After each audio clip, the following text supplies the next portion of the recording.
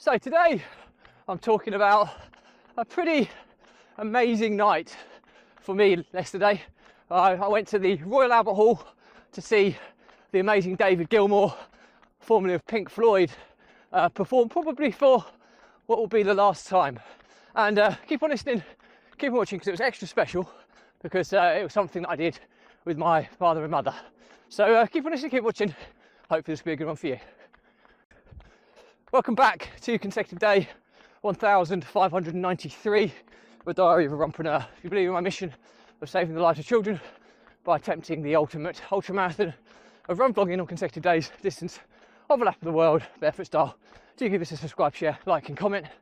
More people we get in front of, more money we raise, more children's lives we save, which is why I do this every single day. Thank you as always, and let's get started.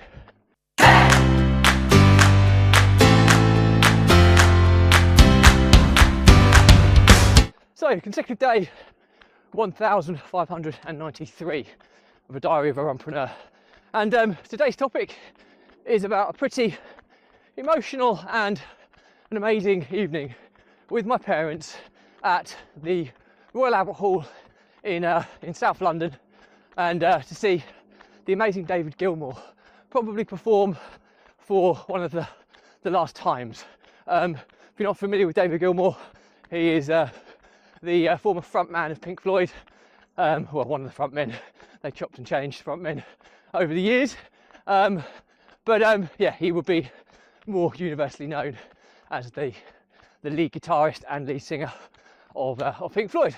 And why was it so special? Well, my father's favourite band, he's grown up following them since his early days. You kind of forget that they were around in the 60s. So they've done decades of performing. They've done the 60s, 70s, 80s, 90s, noughties, 10s, and into 20s, into their 7th decade of performing. Probably a feat only matched by the Rolling Stones.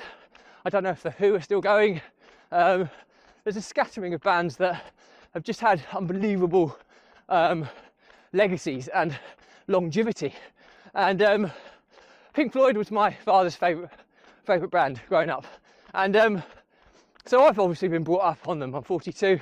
I can't remember, I must have been close to 10 concerts of something to do with the original Pink Floyd, i.e.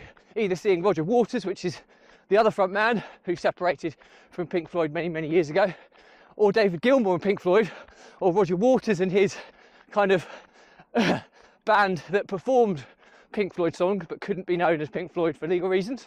So I've probably seen them about 9 times over the years, so I've grown up absolutely loving them too. And that's not including the tribute bands. I've probably seen 6 or 7 Pink Floyd tribute bands over the years, and I've got kind of a handful of my favourites who we continue to go to see, because you don't get an opportunity to see these guys perform much anymore, because David Gilmour is 79, Roger Waters is 79. I saw Roger Waters last October, and I've seen David Gilmour this October, so it's probably the last time I'll ever get to see either of them, because, you know, touring around the world, you know, playing rock guitar music, you know, your joints, your dexterity, your fingers, you know, age catches up with you all. And you know, don't get me wrong, last night's performance was unbelievable, but you could just see a handful of signs that, you know, this is a 79-year-old rock star now. He's not a spring chicken anymore. He was still producing some unbelievable music, but you always question, how long is he going to be able to do that? It's probably a good sign that this tour he's doing has only got about, I think, 10 gigs.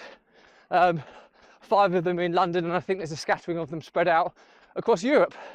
They used to do global tours, you know, 80, 90, 100 shows across a year. So that's probably a pretty good sign that they're not going to be doing it for too much longer. And it was amazing. The Royal Albert Hall, if you've never been, it's about 5,700 capacity, so it's far more intimate. We were actually got some really good seats, miraculously fortunate to get them, because you know, for each 5,700 tickets, I think there were every day. When I went onto the waiting list, I was lucky. I know other people that went on the waiting list to get the tickets, and there were 100, 200,000 in the queue. Obviously, you're never going to get one of the 5,700 seats if you're 197,000th in the queue or whatever. So, and I spent more than I normally would spend on these tickets, but I desperately wanted to take my father, especially, but also my mother, because she's obviously very fond of them as well. And yeah, it was a beautiful moment, because to spend that time together, myself and my parents, you know, watching something that's been such a big part of our lives over the years together, and we all acknowledged that we'll probably never see him again perform live, but so to do that together was emotional. It was lovely, and something that I'll be eternally grateful I managed to get to do with my parents. And I see a lot of live music with my parents, ranging from tribute bands to the real thing, because that's the kind of thing that we do socially together as we're a bit older now. And we go and have a meal somewhere, go and see a gig, and then come home, and we've always enjoyed doing that together. So to do it with our favourite band, arguably one of the favourite, most iconic rock stars of all time, together for probably his last tour, was incredibly special. So I think the learnings from my diary today is life is very short. There may be opportunities in time that you get to do something incredibly symbolic or iconic to you and your family members. And yes, you might scrutinise the cost and the expense and the effort it takes to do it, but you'll create a lasting memory that will never leave you. And that's what we did last night. So the scenario was, I took my mother and father to see the amazing David Gilmour, formerly of Pink Floyd, perform at the Royal Albert Hall. He's 79 now, probably never going to do it again. I've seen David Gilmour, Roger Waters, Pink Floyd probably 9 times in 40 odd years, and father and mother have seen them more, so we're huge fans.